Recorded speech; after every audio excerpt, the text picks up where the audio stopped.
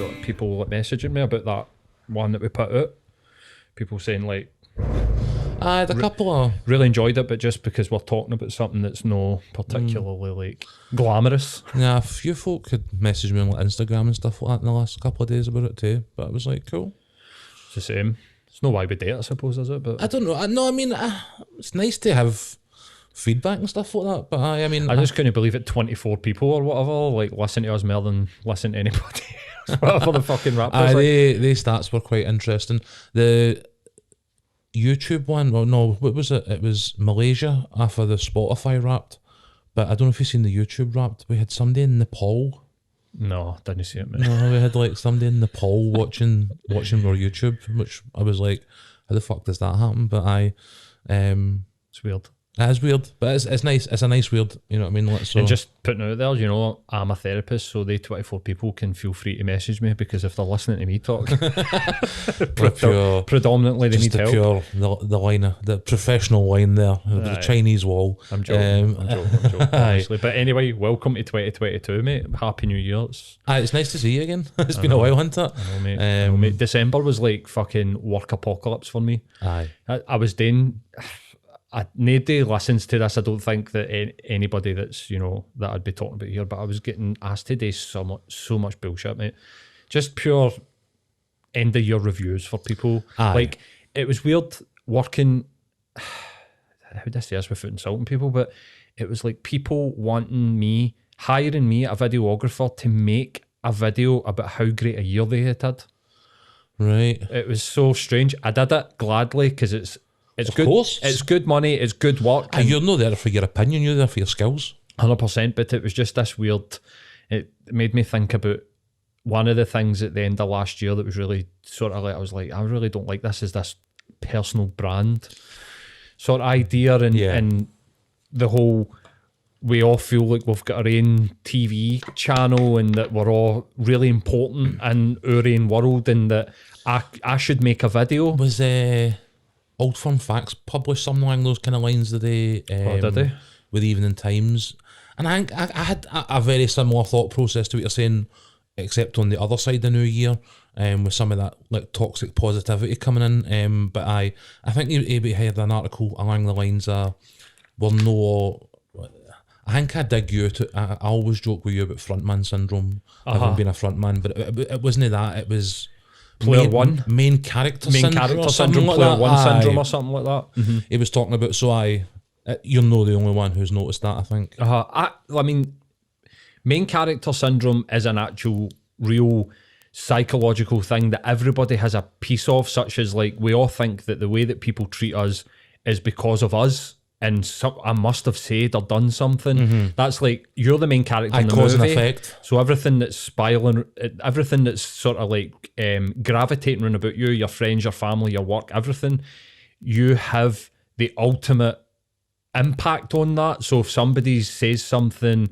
quite dismissive to you, that must be because of something you've said or done. Yeah. When actually the reality is that be absolutely nothing to do with you, because you're not important in this particular situation. 99% of the time when I deal with people, clients and mates and whatever, and you talk to them, you're like, actually I think 99% of the time it's because of how the other person's feeling, know what you've done, and then there is this sort of 1% of the time, so you need to keep a bit of that. But I get what you're saying, mate. Like, I put out a tweet yesterday that was like, why are people tweeting along this lines, why are people telling us that they're not doing anything, any New Year's resolutions? Like, you're literally going, I'm not doing anything. There was a sort of tongue-in-cheek, because I think half of it, people of influence, air quotes if you're listening in audio, or PTs, like the one, I was talking to somebody about this the other day, PTs coming out and going, there'll be no diet plan, no intense workout plan with this PT, and you're like, what are you doing then? Why are they paying you? Surely people are coming to you for a diet plan, for a workout, to get that side of their life in some sort of control, and you're like, we're not going to do that here. Here's a radical thing. You can eat what you like, and if you don't want to work out intensely, but it's like, well, they're not going to get the results, surely. But if they pay me, who gives a fuck? Exactly that. But then there's this, people have cottoned onto it, and there seems to be this trend, not just like other previous New Year's, there's been a trend of New Year's resolution and virtue signalling and being, here's what I'm going to do with my year. And cynical people, quite rightly, it's like... I love how you gesture to me there. Cynical people. Well, actually, see, when I did that... I've been watching a lot of videos on body language, by the way. I was meaning as both, actually. Like, you're right, I was calling you cynical, but Sorry, myself call me that as well. myself included. Like, cynical people in the room, you know, they go like, you know, 85% of these are going to fail, you know, I'm sick of fucking seeing this pish and blah, blah, blah, and that's fine. But then this new trend of like, no New Year's resolution post from me. Well, what's this? You know, but, you know, why don't we just all be compassionate? And they're like, surely that's a New Year's resolution, to be more compassionate then. Yeah. You know, like, it just seems like a strange trend. I mean, before I'm going to be honest with you, like, our Christmas and New Year, I really just went into the family stuff, you know, with another lockdown, the wee and getting a wee bit older, like, she's 17 now, next year, you know, Hogmanay is not going to be sitting eating, you know, shortbread and drinking gin with me and her mum. It's going to be, you know, probably at a nightclub with our pals and stuff like that. So we kind of like went into it, you know, the circumstance triggered it, but when we had the chance, we just kind of ran with it. Prior to that, you know, as you say, you had the work apocalypse, I had the job apocalypse, I think, and, you know, I'll not be the only person through the course of the pandemic to have experienced this, but I think when I start my new job in a week or so's time, I'll have had that'll be my 4th job since August. And that's a level of like job instability I've never experienced in my life. Right, and you know, it's been bumpy, you know what I mean? Like, but I think when it comes to the turn of the year and I was thinking back on it, you know, because we all do think back on it, whether we verbalise it or, you know, post it to social media or whatever's another thing, you know what I mean? But definitely we all at this time of year take a moment to reflect, I think. And like, I don't know, I didn't make resolutions, but then I never did, because in years gone by, my willpower to enforce them has been absolutely appalling. So it felt like a bit of a kind of, you know, false promise. In later life, it's kind of, the passage of time is for reflection, but I don't know, nothing changes in like those, you know, whatever weeks before and after Christmas. In the grand scheme of things, I think it's more been about realising that I can maintain now a steady, like, forward progress in terms of who I'm and what I'm trying to achieve that is no affected by, you know, these types of things. So I've reflected and can think, do you know what, I've actually, like, continued to grow, continued to learn, which are the two of the things I always hoped to do. Learn more about myself and more control with my mental health and some of the things that I spoke about in the past and I think I've ever been. And, like, I feel almost in the sort of like maelstrom of the last couple of months of in and out of jobs and Christmas and pandemics and stuff. I kind of feel like I've made a level of peace with myself, you know what I mean, like, where I feel comfortable now. Like, looking back on the last 6 months, had that been a year ago, I would have been in bits, and like, I was just able to just stay steady, you know what I mean. We spoke, and when we did, I was saying to you, mate, I'm just trying to keep it tidy, keep it tight, get to the new year, start rebuilding and stuff like that, you know what I mean? And that's exactly what we did. So, you know, I've got resolution, or, you know what I mean, but maybe not a New Year one. Right, aye. You know what I mean? That's cool, man. That's kind of a similar sort of thing that I said to somebody with, like, you making any New Year's resolution? Is like, continue on what I'm doing, really. Aye, just stay on the path, man. More than anything else. And similar to you, looking at the tail end of last year, there's been a couple of times July onwards to New Year where I maybe took on a wee bit too much at certain periods of time, but then I've realised that if I can get some time to myself after that, that's all right. Yep. And that's no burning out. Burning out's feeling that stress and feeling that tired way that you're going to burn out, and then not having the mindfulness to take that time away and then go back to it. Because, I mean, I get made redundant. Similar, lost a job during the pandemic as much as it was like a choice and a it's redundancy. Really common. In that most recent job I was in, up until like this week, when we did the whole "Hi, I'm Matt" and, you know, kind of round the room thing in the first place, the amount of people in the room that had been affected by loss of work as a result of the pandemic was, you know what I mean, it was at least sort of 75% of the room. So I mean, like, it's something that is, you know, well, as much as we've said, we get that other people that are affected by it. I've actually been in situations now where I can see it in the room where you're like, 3/4 of the people here have been fucked by this pandemic, man. Like, so it has had like real consequences for a lot of folk. Absolutely, mate.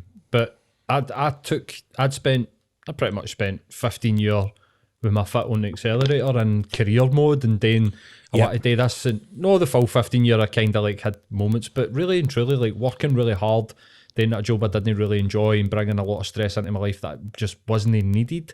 And then I had a sort of 6-month period where I did little to nothing other than like maybe educational stuff that I really enjoy.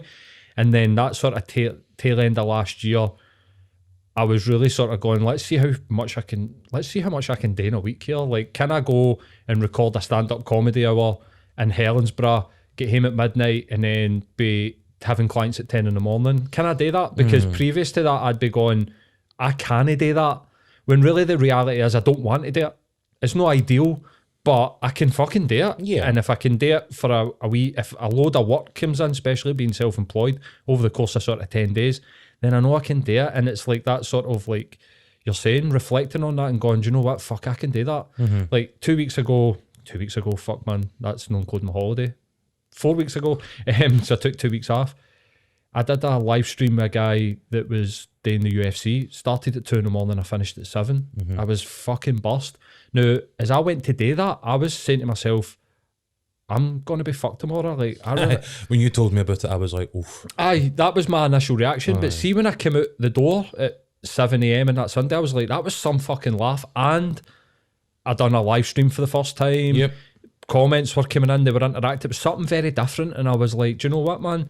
Maybe I should stop telling myself that I don't want to do shit when I don't know what I'm about to do. Aye, you know try what I mean? Experience it and then go, I don't like it. But that's just a wee sort of shift, and that's part of like my reflection. But no, I'm with you, mate, and I'm really happy to hear that.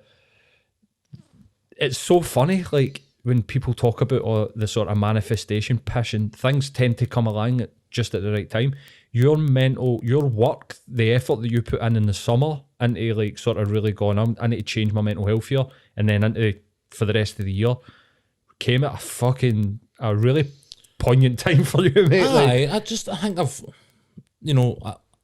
I've had episodes in the past that, I've taken time to get over. That time has over time got increasingly less and less, to the point now where, I can see and feel things coming that I can nip in the bud before they have any sort of negative impact. Like, it's, my mental health has not went away, or mental health issues have not went away. Like, poor mental health has not went away. Like, anxiety has not went away. Like, they all still exist as part of my consciousness, but at the same time, I now recognise them and I'm able to control them, like, and able to manage them in like appropriate and sort of useful ways, to the point where I lost one job for basically refusing to be a prick and like, to essentially abide by a standard. I chose, a level of professionalism, and was, sort of shortly and sharply shown the door for not playing the game, and like that left me with doubts, you know what I mean? Like, but at the same time, see, on the other side of it, I know that like even when it actually affects my ability to earn for my family, I'm still going to do what I think's the right thing to do. Like, you know what I mean? Like, so that's really like reaffirming, like the fact that the work to this point has been effective, and that I can still keep a lot of it within myself, but just keep learning and sort of step forward. You know what I mean? Like, so I get why people make resolutions, like, and if it works for them, fair play. But I think we've spoke about it a few times over the years, and it's never been something that necessarily worked for me. But now I've actually developed a level of just resolve and sort of consistency within myself that I'm not looking for like big step changes anymore. For sure. You know what I mean? Like, the thing that I'm the same, and there's a couple of things that, like, again, in reflection, where I was sort of looking at my diary and thinking, I've only really managed since that sort of June point. I really went full time with everything. I've only really managed to go to the gym sort of an average of like twice a week, and that's something that I was walking to my ma's, and I walk along to Charing Cross to Carntine's pretty much across the full city. Takes me about an hour and 15 minutes, and then I'll walk back. And I did it at the tail end of the year, and I was like, I'm fucked. And then I thought, right, now I'm starting to notice. Maybe this is the time that I start to make a bit of a change. And I was looking at it and going, right, I took on too much work. It meant that I couldn't put the gym in any sort of priority. But maybe I'll try and go on average of 3 a week and making these sort of step changes, which I think is really healthy, right? But I also understand why there's people out there that see the 1st of January as like this opportunity to draw a line. Aye, exactly. Absolutely.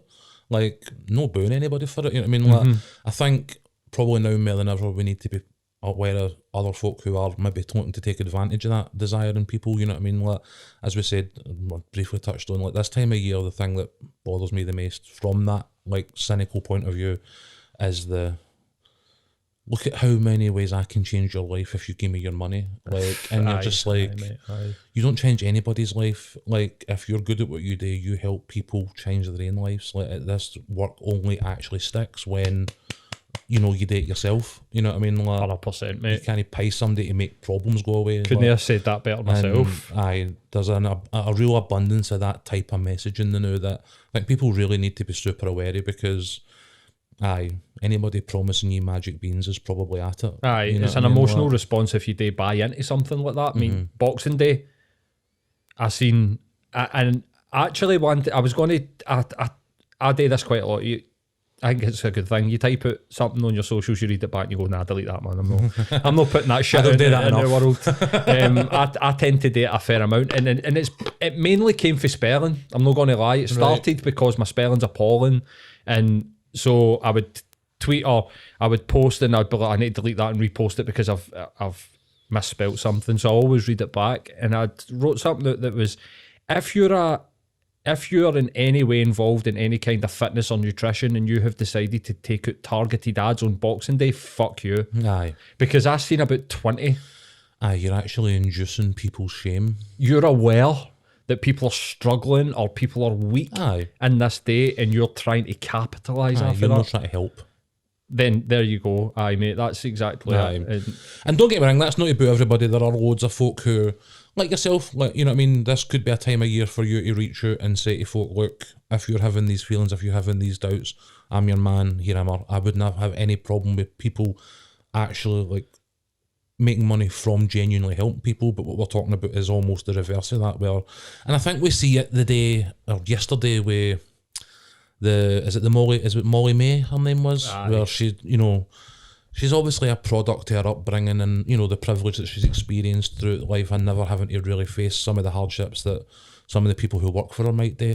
But that kind of like, she's talking in a almost sort of positive sense, as if, you know, I raised myself up through my bootstraps and you can do it as well, and hard work's the answer. And there's that again, kind of that aspirational element of people looking at her and being like, oh, I want that as well.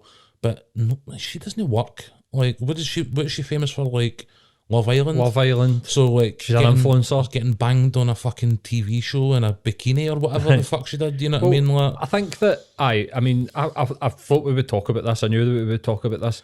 And I had many discussions, like 4 or 5 discussions with people about this, because it was pure hot topic. It is that through line of, like, there is an actual level of toxic positivity that goes for what we're talking about to what we're talking 100%. About. You know I said this to somebody yesterday. I went, if you look at this in a binary primary school, and this isn't a judgment. She's had an idiot moment. I don't know if she's an idiot. I suspect that she's not particularly intelligent, but she might be savvy in different ways, right? There's different forms of intelligence, right? Mm-hmm. If you look at this in a very binary primary school, 1 + 1 = 2 way, what she's saying is technically right. There are 24 hours in a day. Well, I mean, she's right on that. And if you can get out your own way and you have the resources, I think this is the key, because the context is missing. If you have the resources to do so, if you put a lot of effort into something may happen for you, right? But the problem with it is that it lacks the basic human compassion of that people that are poor are way more likely to have mental health issues. Aye. They've got no resources at their fingertips to do these things. Like, she's not realising that a kid in a Glasgow housing scheme doesn't have a MacBook. That would probably surprise Molly May, that they don't have an iPhone, an iPad and a MacBook to do these things, to become a digital entrepreneur, right? Yep. And also, I'd said yesterday that there is a huge difference between working hard and hard work, right? And I've seen this quite a lot recently, dealing with YouTubers, engaging with quite a lot of the scene where people think because they work hard that it's hard work. Like, yes, you're getting up at 6 a.m. and you're getting chauffeur driven and you're on a plane and you're tired and you're only getting 5 hours sleep and you're on a set for like 12 hours. That's not fucking hard work though. Hard work is the people in the sweatshop that are getting paid $3.50 an hour for the company that you own, and that you're actually getting the big profit for. So you're a hard worker, no doubt, hen. Does she own the company, or is she just like a face? She's like a director at fucking one of them. She must have. I don't know, but I thought it was one of these like high street brands that were just like, you're a, you know, like they're like politicians, like you're on the board. Aye, so she's making the money. But there'll be no doubt she'll be going and doing the promotional stuff. And don't get me wrong, man. Like, you know, there was a lot of sort of people. Running a social media account can be hard, doing all that type of stuff. No saying that she does that. We don't know the context of that. But this is the thing. There's a lot of people out there that misinterpret the difference between hard work and working hard. Like, you can work hard on easy stuff, like producing a podcast, technically putting it together. The stuff that I do, probably like, say 60% of my working week, that's no hard work, mate. I can sit in my room, smoke a joint and sit and edit podcasts, right? But when I'm sitting with clients and I'm having to be present and I'm having to, and there's a whole load of work that needs to go into me to be in that, that's hard work. And I limit that because I know the difference between the two. And one of them makes me so much more money than the other. So this is why I was like that yesterday. These people are really misinterpreting the difference between working hard, getting up and being a hard worker, and people that actually do hard work, people that clean, guys that are lifting fucking bins. But do you think that somebody that goes in and does a 14-hour shift sweeping and cleaning offices has got time for a side hustle, has got the mental capacity or the energy to do that, man? It's just coming home to deal with kids, it's so ignorant, mate. Poor health and all the other things that we all have to deal with, you know what I mean? But again, this is the thing, like, she was opened her mouth the other day there, and I genuinely think that what she meant was something positive. Like, she wasn't, I don't think she was trying to, it wasn't the Paris Hilton meme or stunning with the, you know, be less poor t-shirt and like trolling them. I don't think that was the intent. I think the unintended consequence was that she's offended a lot of people who don't have a, you know, what she's got access to. But at the same time, like, I think she was coming from a place where she was genuinely trying to say something sort of positive and uplifting, and for me, that is the main problem, is that we're now seeing, as I say, turn of the year, a lot of people in a lot of situations try to take that uncertainty that people have got, take that maybe unease that people have got, especially, you know, what we've went through the last 2 years as an entire species, you know what I mean? Like, and, you know, try to weaponise it. And, like, I don't know, with the Molly May thing, the answer is stop making fucking stupid people famous. But for the wider toxicity thing, I don't know. But we love a stupid person that being famous because it makes us feel better about our own personal intelligence. This is why we love sitting listening to, you know, oh my God, and that's so hard. And people are addicted to that shit because it makes them feel better about their own intelligence levels, but also has this adverse impact that you don't have the life that they have, and you're sort of living imaginatively, vicariously through, whilst providing them the resources to live their life the way they live. Exactly. So who is actually the this is the thing about the Molly May thing. Without the people that you're actually shitting on, even though it's coming from a positive way, that you're shitting on their lifestyle choices, you need them to make money. See, without them, you make fuck all. They provide you with your lifestyle. Fuck all. They're the people that engage with your social medias. But I think that there was a big part of it yesterday where, like, I took a step back and sort of went, right, wait a minute, she's not the problem. No. The media would love a fucking what would you call that? Like a, you know, when you put somebody in a pedestal and you knock them straight off it. Like, they love that, right? But the problem is that the ideas... There's probably a German word for that. I don't think is there a specific English word for it? Fuck knows, let's create one. There should be. But it's the idea that sits within it is a fucking capitalist, neoliberal, fucking individual idea. The American dream. Pure Thatcherism. It's the American dream. Aye, the American dream, right? And under Reagan. there are people that are in charge of every bit of money that we hand, basically, you know, the Tories, who perpetuate this idea, and they're the problem. So the same media that are pure, yes, Molly May, let's jump on it, let's share this, get it on all the platforms, are standing having cheese boards with fucking Tories during fucking pandemics, or Laura Kunsberg, who's probably sucked half more Tories than, you know, fucking, I don't know what, but fucking, it's a high-class prostitute in Mayfair, you know what I mean? But that's the problem. Like, she's ignorant. She's totally fucking ignorant. Aye, she's no lived that experience ever.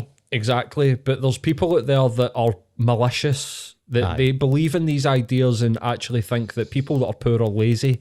And if you don't make a personal success of your life, if you don't make enough money to live, then that's just your fault, and you need to go to bed earlier and become part of the 5 a.m. club. And here's this other book that's going to sort all your problems. And it kind of feeds into that sort of new year thing that we're talking about, mate. It's a problem, but the problem starts at the top. I think that, and somebody said to me yesterday, like, how do we fix this? And we were talking for about half an hour about capitalism versus socialism, and I went, see, honestly, mate, I will be perfectly honest. See, if we could solve the mental health crisis that exists in the West, I think we'd solve a lot of this. Like, there's a list of like 20 cognitive distortions that I go through with clients and blah, blah, blah. I hate to bring this back to mental health again, but the first one's all or nothing thinking. And it's, if you're thinking like that, you should look at how you're thinking, and to think that if you are poor, you just need to work harder. There is no clearer example or all or nothing thinking than that. It's like, what is the context that sits behind it? Aye. Like, grow up, for fuck's sake. You know what I mean? No, definitely. I mean, maybe the actual root cause of all this toxicity is 30 years of being told that you can, with just hard work and effort, you know, pull yourself up by the bootstraps. And like, that's not to say that nobody ever does. Like, fair fucks to everybody that has, you know, hears that term and you know, associates it with themselves. Good luck to you, you know what I mean? Like, but there's as many people out there who hear that term and go, what the fuck are you even talking about? Aye, like, highlighting an individual example is just circumstantial. Because a broken clock's right twice a day, and the system does work for a lot of people. But it's when you get into the sort of idea of like, does this work for the majority of people? And the answer's no. Like, instead of saying, right, like we were sort of saying in that binary sort of thinking, you can go that the idea that she's saying is kind of true. What we should maybe be concerned about is, why are people not taking advantage of it? What are the things that stop people from working hard on themselves? And if it's the case of like, well, here's a child that doesn't have even a laptop or broadband to access these services, well, how about we give them that? You know, like we try and fix these problems rather than just making it about the person. We laughed at Jeremy Corbyn saying, let's give, you know, every school child broadbands and laptops and iPads to study, and then whatever, 2 years later the pandemic hit and every school child in the country had to get broadband laptops and iPads, you know what I mean? Like, so it wasn't that we couldn't do it or that we shouldn't do it, it's that we weren't going to do it. You know what I mean? Unless we absolutely had to. Absolutely. You know what I mean? And it's the same, I don't know. It's what, could be here talking that shit all day, to be honest with you. Is that not what we do on this I was podcast? going to say, like, I don't know where I was going to go there. My brain has now reset. What else? I mean, what about how are you feeling about, I mean, I've seen quite a lot of people, and I kind of understand, but kind of turn on the Scottish government in the latest sort of set of... I think people's frustrations have boiled over. You know what I mean? Like, and you know, they've had 14, 15, 16 brilliant years. Like, this is probably one that, whether it was their fault or no, they're probably going to have to just take on the chin. You know what I mean? Like, in previous parts of the pandemic, they've been ahead of the curve.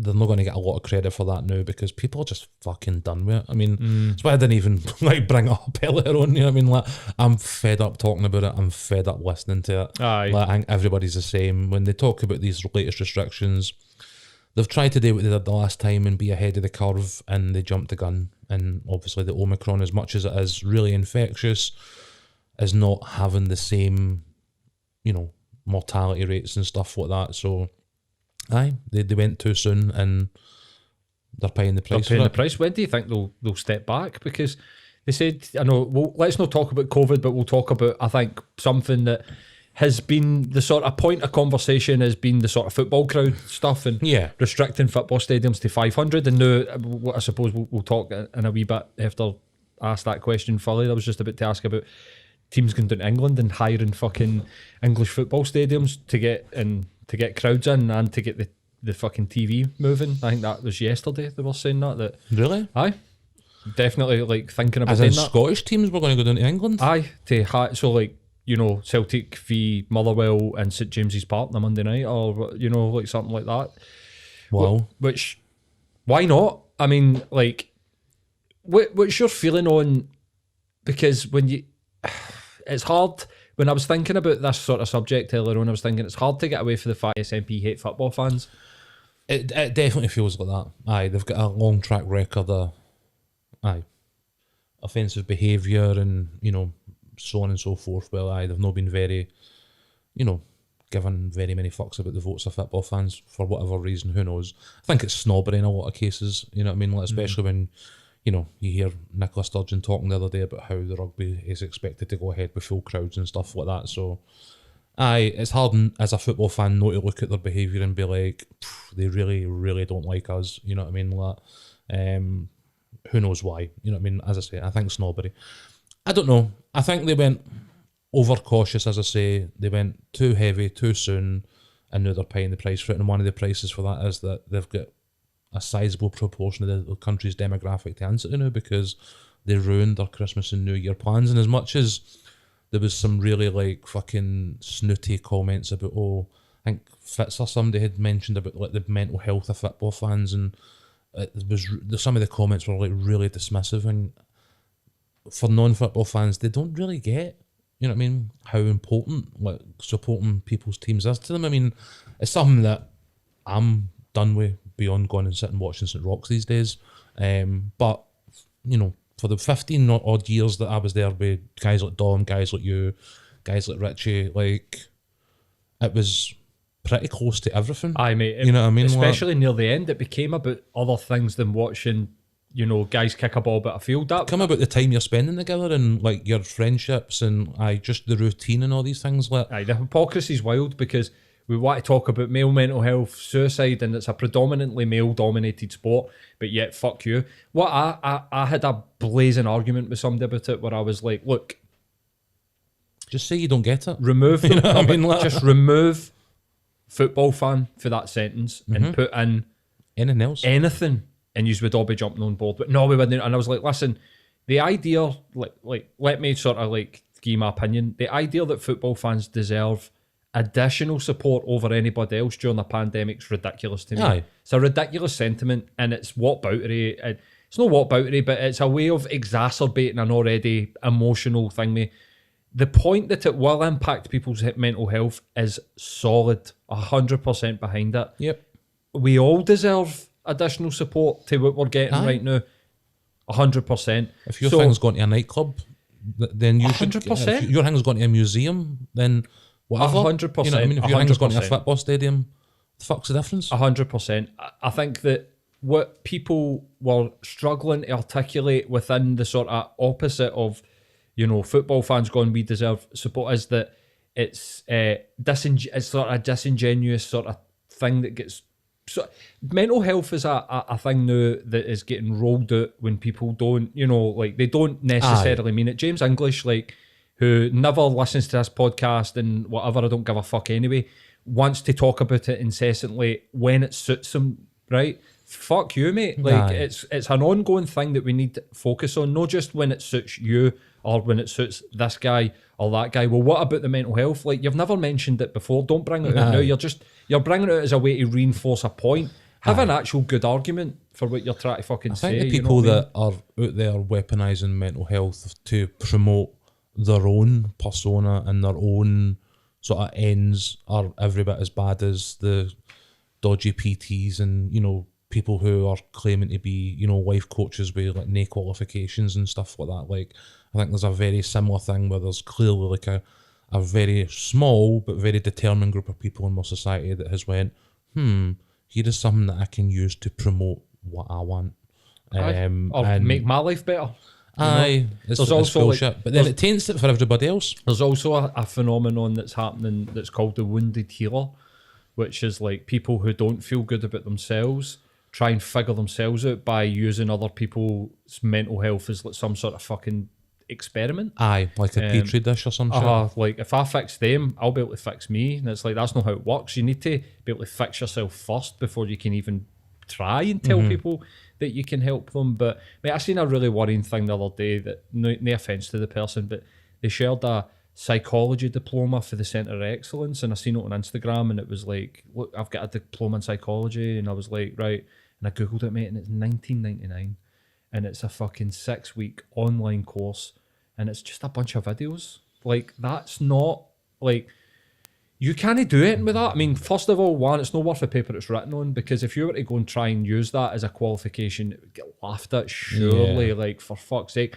But also, like, how good is the quality, the context of the diploma? What can you learn in 6 weeks about, you know, like psychology? And that isn't just, you know, you could go and buy a book and you could have done that. That just doesn't have a wee certificate at the end of it. That's a worrying trend for me. Like, this sort of like... That's definitely part of it. Dodgy diplomas. But to get back to the sort of... the subject, sort of content creators that are at it as well. Absolutely. Like, I'm a PT and a psychologist. Or why are you a psychologist? I've got a Centre for Excellence diploma that cost me 20 quid. It took me 6 weeks and 9 hours on the internet to achieve. Oof, that's dangerous to me. But to get back to the sort of subject, like, how would you feel about Scottish football? It'll be the Premier League teams. It's not going to be anything under that. I wouldn't be happy with them going down to England. I don't think that's the answer. Like, it's, you know, I think there's rumblings about going back with sort of full capacity. I think the Daily Record had tweeted about it sort of late last night, and folk were saying, "Oh, I hope this is true." I obviously didn't click on the article, but I seen the headline doing the rounds on the tweet. And what's it talking? They're just saying that after the break, after the break, it looks as though they're going to go back to normal, which makes sense. I don't think. I think. I get why the Scottish Government took some of the steps that they took, right? But when it became clear that those steps were either premature or an overreaction or both, they should have done more to start rolling them back pretty quickly. I think it's fair to say that they're not the only government that did it. I think absolutely not. Germany. I get why they did it. Get why they did it. Like, if you're going to get tagged for doing too much or too little, I want to get tagged for doing too much every time. I would agree. I would agree. But they're clearly the Tories will be like, you know, celebrating their win of not doing anything. The one thing they accidentally got right in the entire pandemic was to do nothing. But what I would say to that is that when he did his announcement at the same time, the day after the Scottish Government made their announcement, listen very carefully to what he said. People are going to die. The NHS is going to get overwhelmed, but we just need to get on with it. So they didn't think that this was going to be less harmful. No, they just didn't give a fuck. Aye. He was getting his bodies piling up in the street, basically. That comment was coming to fruition. So as much as, like, I think, you know, again, going back to the broken clock analogy, like, they've got something right.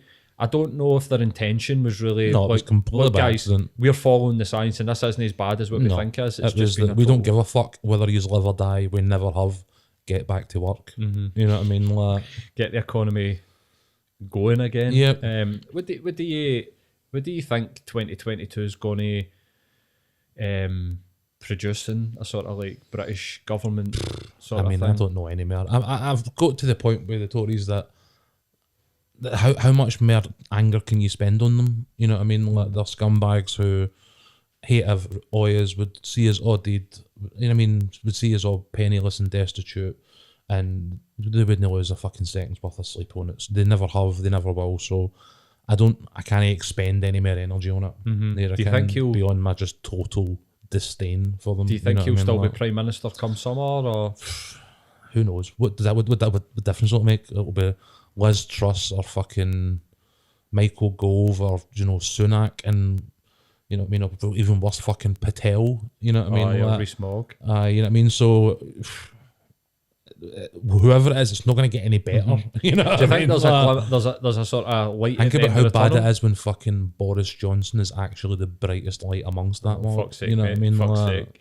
Aye, that's seen somebody say that yesterday when somebody was like, "She's just an idiot, ignore her." And like, we used to say that about Boris, which is true, by the way. Aye, he is an idiot, and we should have ignored him, but just all the way. No, Aye. you know what I mean? Like, do you think there's a sort of light at the end of the tunnel as far as like UK politics concerned, considering that by-election result where a Tory like majority seat that they're never losing went to a Lib Dem?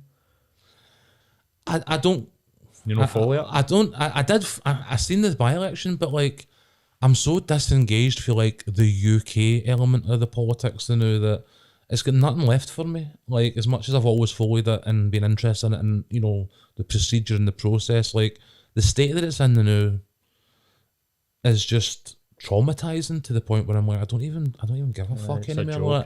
I just want to be done with it. I want to be completely free for it and never have to worry about Boris Johnson or Patel or Rees-Mogg or any of these nuggets and what type of impact they can have on my life. What I want now is a free and independent Scotland, and the rest of it can just fucking day one at this point in time. Like, there is nothing at this point that will convince me that an independent Scotland is not the best possible outcome for everybody in this country. You know what I mean? I think what the UK politics is so disconnected from our lives and what we want that I've just disconnected from it as well. To be honest with you, which is what they want. You know what I mean? Like, they want us to be disengaged. They want us to be apathetic. It's no that. It's that I am fully conscious and understand that this is a piss take. I mean, we've got, as you say, 200,000 cases. We've got Brexit shambles. We've got food shortages. You can't get an LFT. You can't get a PCR. Like, can't get a booster jab anywhere in the country.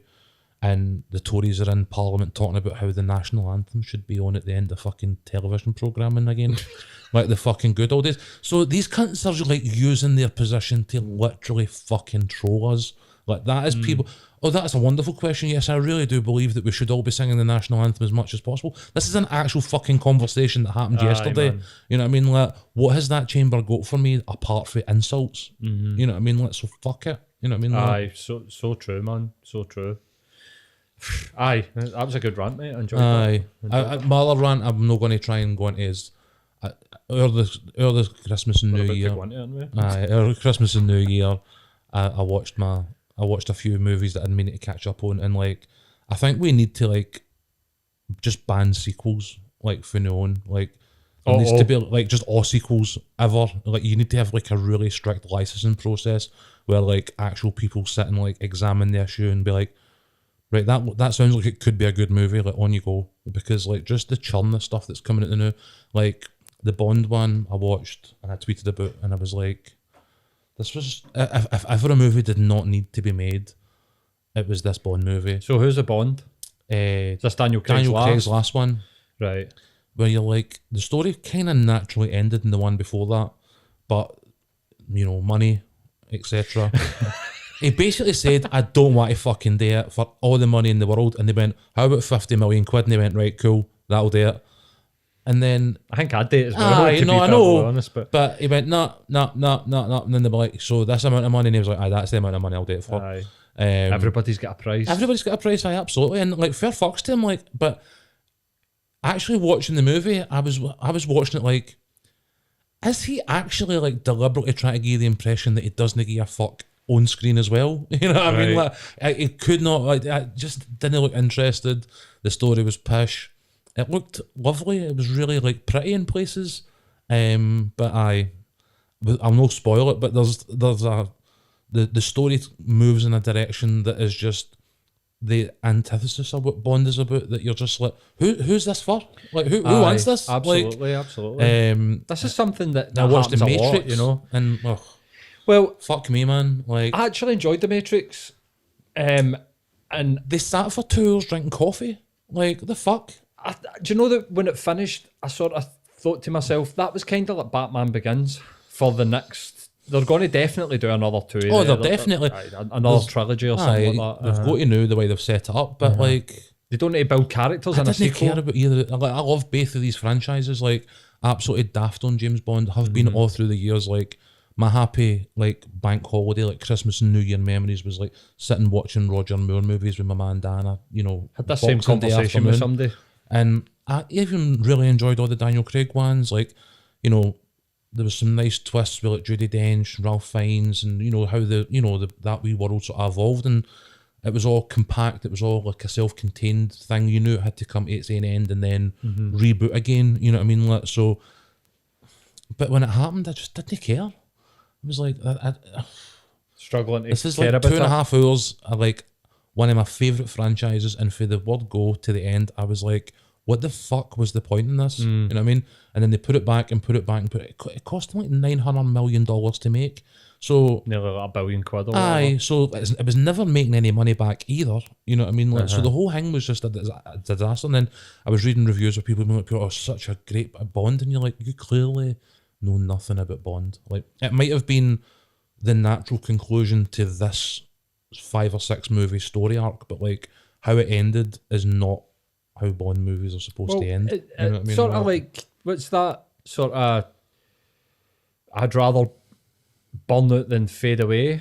It like, but he did both. This movie both burned out and faded away. You know what I mean? But I mean, if it was.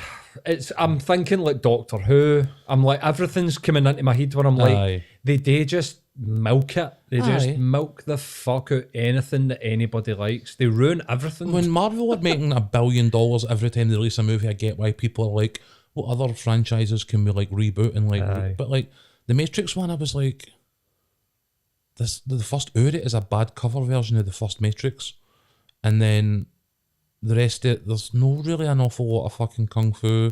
It's not an action movie. The action movies are pretty dull. There's whole sections of them where they're sitting about talking in coffee shops, and you're just like, the fuck is this? You know what I mean? It's not an action movie. I'd somebody say, the Matrix franchise is a kung fu franchise. Absolutely. So like, make another movie. Like, changing it a wee bit. I'd seen that there was a 4K fucking or whatever HD copy of it, and I looked at the opening it and I went, right, that's good, I'm going to watch it at Christmas, and I watched it, and somebody was like, pure, nah, I'm going to cinema, and I was like, you don't need to go to cinema to see this. You don't. If I had paid to see it, I think I would have felt differently. And also, which is, we've spoken about this before, but it's very, very important, I think, when you go in, I was expecting it to be terrible. Right. I'd seen the trailer and thought, that looks fucking awful. I thought it looked all right in the build up to it, and I actually loved the original trilogy. You know what I mean? Like, there was a real sort of like philosophical edge to it. There was like, obviously, you know, tech questions about where we're going. There was like amazing kung fu, amazing action sequences, like, and it got up your meta about, you know, the game and bullet time, and you're like, man, what the fuck is actually happening here? I quite like to be comment about the dropped in where it was like, well, they said they were going to make it anyway. So I may as well have just done it, like, the whoever it made it. I thought that was quite smart. And I get the whole, like, you know, trans thing, you know, like, there's ideology in there that has been as a result of their personal journey. But, like, surely that didn't have to be, like, crowbarred into the Matrix. Like, the Matrix was done. Like, the reason for rebooting it wasn't really valid, and the end result was a movie with the people from the Matrix, or some of them, like a tribute that act. Was not the Matrix. It's not a Matrix movie. It's not a kung fu movie. I don't get why anybody, like, go and tell a similar story. Use the same actors if you want. Like, fire in. Like, but like, don't just crowbar it into this legacy because you think it's going to sell more movies. Like, the Daniel Craig thing was literally just, so we want to make more money off this. It's money, mate. You know what I mean? It's all money motivated. You know, what was the other one I watched? The Shang-Chi, the Marvel one I watched a few weeks back, and somebody was like, oh, it's absolutely amazing. And I was like, it's just Black Panther with like Chinese mythology slapped on the top instead of African mythology. Like, cut and it's paste. Basically the same movie. And I get it has the same effect because when Black Panther came out, the black community were like, it's amazing to see a hero who looks like us and, you know, represent, you know, our heritage, our culture. Like, completely get it. I get that, you know, Shang-Chi had elements of that for other people. But it was basically like a dude riding about on a dragon. Like, I mean, the fuck is that? You know what I mean? Like, that's no, like, you know, respectful homage to like Chinese history and culture. Aye. It's like chuck a fucking dragon and it Yeah. look brilliant, you know what I mean? Kind of feels like with a lot of movies specifically, not a lot of TV though, because there's a lot of fucking amazing TV, but with movies for sure, it's almost like instead of having the real like inspiration or whatever to make a movie, Aye. they're basically just thinking what brand can we use to sell Aye. shite to Look, we people. had Get a Paul in here the other week, they're talking about angry young men, and this is a young, intelligent, articulate guy who has put everything into getting everybody and everything he knows into this work of art that represents what he thinks and feels about the world. And then you look at somebody like the Wachowskis who have all the resources, all the access, all the, you know, all the crew, all the contacts, you know, to make any movie they want, to go and take their art and frame it in any way they see fit, use any special effect, you know what I mean? They've got access to the whole thing. And instead of going, I've got this really personal thing that I want to use my medium to say, and going and creating that, they go, I want to take this franchise that people will buy tickets to and basically fucking ruin it. Aye, mate. And you're just like, no, like take a lesson from Paul and take that passion and skill and take the contacts and take the experience you've got and go and give something new that represents how you think and feel, that doesn't also, you know, essentially cut the knees out for your previous work. This has happened what I a mean, few like- times before, where it's basically people are getting jobs no really on what they can bring to a project, like creative project like that, but basically on the performance of a creative project in the past. Mm-hmm. And you ultimately, like, if you take the example of The Matrix, where it looks like, I don't know her name, like whatever, Wachowski, Because Lana. Wachowski has said in the movie, well, pretty much the studio were going to make this anyway. I didn't have the right to say no, so I've come on board because And try to make the best try of it. and make the best of it. So then she's then trying to come up with a concept. Putting that in the first 20 minutes of your movie is pretty much telling everybody that it's gash. Right. So she's then reversed engineered a creative project. That never works. That's Aye. like sitting down and going, like a band going, what do people want to hear? They want to hear this. This is what's popular, right? Let's now write that. Aye. That's never going to work. It'll always be shite. It'll always be kind of Empty. sanitized, soulless, gutless. Yep. Nay, fucking, aye, nothing about it. That's what I feel about these. I've watched movies like these were just Right. completely unnecessary movies, and they're indicative of this wider trend now, to the point where I'm like, what happened to people that just made like standalone movies? Aye. A story with a start and an end. You know what I mean? Like, Aye. the other one I'm now terrified to watch is Dexter. You know what I mean? Like, so I've got this week before the new job starts, and I seen it pop up and was like, I loved that first time round, I loved the character. And That's now the I'm, idea they remade it. so they've made like a new season of Dexter Right. like 10 years later or whatever it is. Right. And I'm just like pure, after Bond in the Matrix, I'm like, I don't know if I can take another one of these like, Right.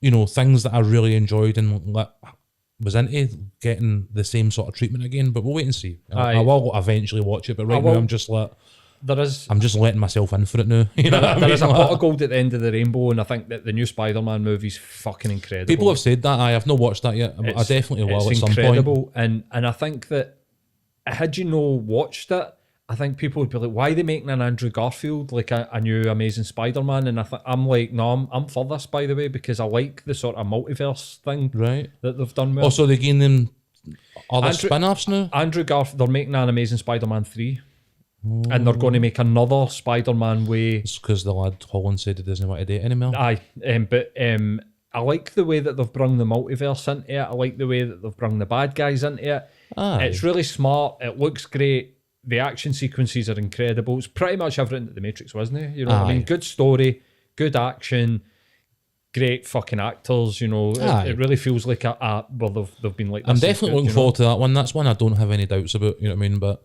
aye, those ones where you're like, but it's also part of that MCU that's just churning out, you know, just trash. You know what I mean? Like, a lot of the time. Aye, over for Christmas, I bought Sharon an Xbox, so Nice. her pals are really into these, and I kind of get it, but it doesn't really like get me in the same way it gets them. Like these sort of like no pressure games, like Dead by Daylight, Among Us, Yep. They do like sort of private missions on Grand Theft Auto, but she's got a couple of pals that don't like getting beat, put it that way. So these games are kind of like you don't get beat, you know, like it's not like playing a game of FIFA where the kid's laughing at you, or you're playing COD and kids are like pure trolling each other. Exactly, like it's kind of like, it kind of feels like no anxiety, no pressure, just like go about your game. I love Dead by Daylight, to be perfect, to be fair to it, but she was like, I'm sick of seeing Paradigm Paul. Can I change that? Like her tag on things, she plays chess and she plays stuff on her iPads like Bad Kitty 666, and I was like, she was like, I'd really love an Xbox. I was up such and such, and I was playing Thingy with the Xbox. I like the controller and that, and as my new thing now is Facebook Marketplace. See if I'm going to buy it, and I'm not buying it brand new. I'm going to buy it second hand if I can, and then I'll get it brand new if I can't get it. So found a guy's like, I've bought this, you know, for my son. It's a Rang 1. I'm looking for the big one, the Xbox Series X, and this is the Series S, and I bought it for her. But I found PGA again, and it's like, I've not played a golf game since Tiger Woods, like 2006. I think I was looking. They got super complicated. But this is back to basics, basically. You know, like, was it 2K21 or something? I think I've got that on the PlayStation Store. Dude, it's so good. It's so fucking good. Like, I watched somebody play it on Twitch. It was Lemmy, maybe. Maybe it was Lemmy. I didn't think. I was going to say, did I watch Lemmy play it? But I thought he was playing something else. But it probably was Lemmy. I was watching another guy that was playing it as well, and I was like, this is so relaxing. So like during the Christmas, after Christmas Day, obviously, she sleeps till like 10, 11 o'clock. I'm up at fucking 7 o'clock. I was just every day with like a coffee, just getting around the golf, but not an actual round of golf. To be fair, dude, we're nearly 40. It's only a matter of time before we get our own set of golf clubs. But it's such a relaxing. You can kill game. me if I go first, but right. Really? I'm looking forward to it now. No, I'm a natural. I'm kidding on. I'm like, I'm the champion. I'm the PGA Tour champion, like 2021, but not really.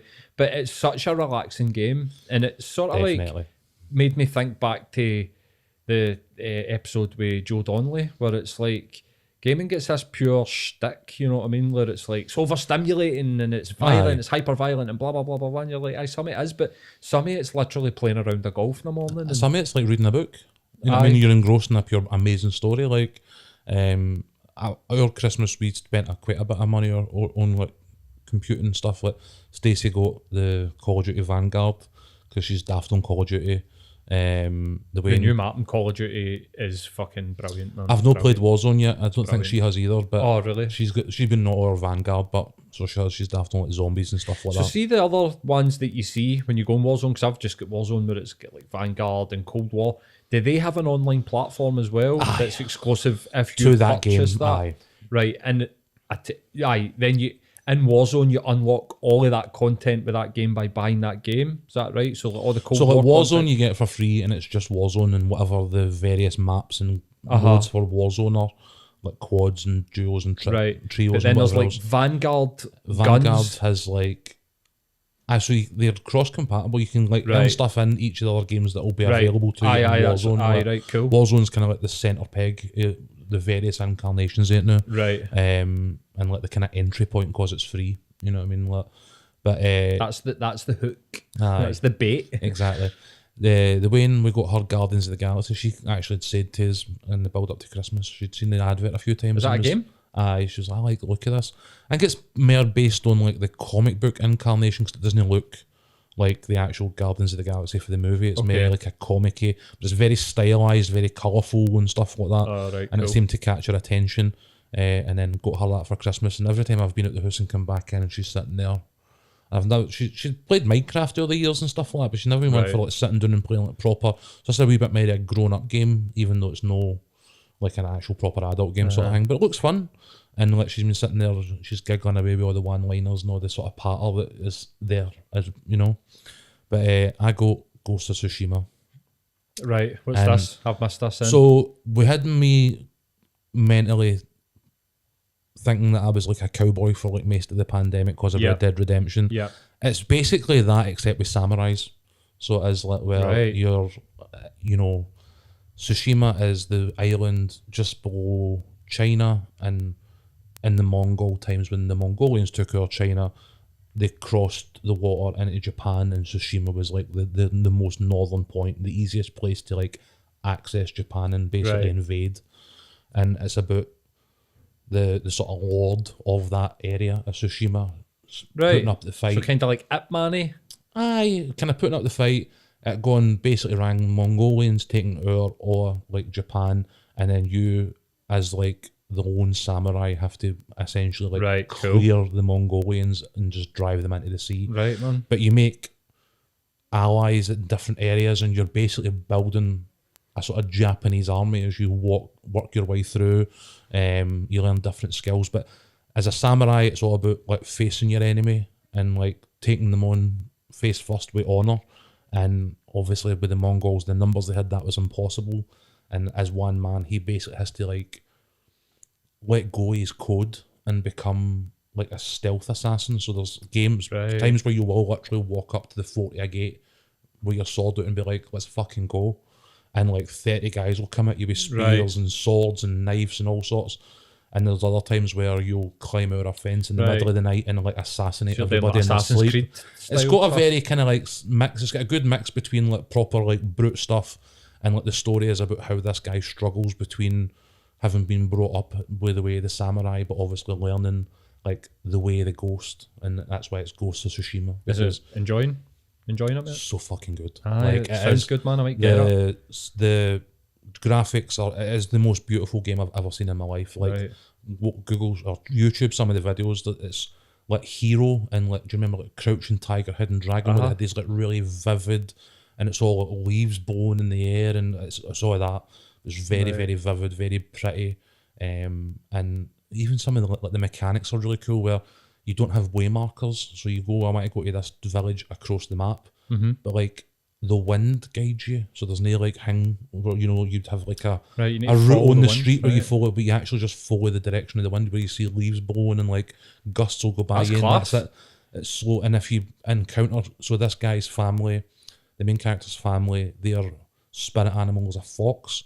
So as you're traveling through the country, like foxes cross your path, and if you follow them, they lead you to like bonuses, and they lead you to. There's other ones. It's like nature's almost guiding you through it. It's really serene. That's class, man. It has this weird mix between like the blood spatter is real. It's very like physics orientated. So like you are going into like fights with your samurai sword, and you are coming out drenched in blood and mud. Like it's deliberate, but then the rest of it is this really peaceful, serene, like you're travelling through this beautiful country being guided by the wind, and it juxtaposes so well. But me and Tony have been playing the online element to it as well, where you can like team up and co-op and like clear Mongol camps together and stuff like that, which is quite cool. I might get into that because I will do some online. The combat systems... Is it cross-platform? Because I'd like to buy it. I think it's a PlayStation exclusive. Right, so I was going to say, if I could buy it on Xbox because it's 100 frames per second or whatever, then it's the aspect ratio is different. I think it's a PlayStation exclusive, or it was the last of the PlayStation 4 exclusives. I'll get it, man. It sounds great. But listen, mate, I'm absolutely gasping for a piss. We've been here a while now. Aye, well, we wrap up, mate. That sounds great, man. It's good to get back into it. Man. We'll try and do one a week, at least for the next short period of time until you're back at work. We'll see how we go. I definitely need to get some guests lined up. I think we were speaking to the lads for Dictator beforehand. Definitely want to get them in because, you know, the quality band, and definitely on that, and seem like a cracking bunch of guys as well. So I said to them we'd reach out the next sort of batch of guests, which will be over the next week or so. So they're definitely one that we'll look to get in. But I don't have a lot of other ideas. The pandemic is still making, you know, getting folk in for events and that really difficult because stuff either happen or don't happen at really short notice. So some thought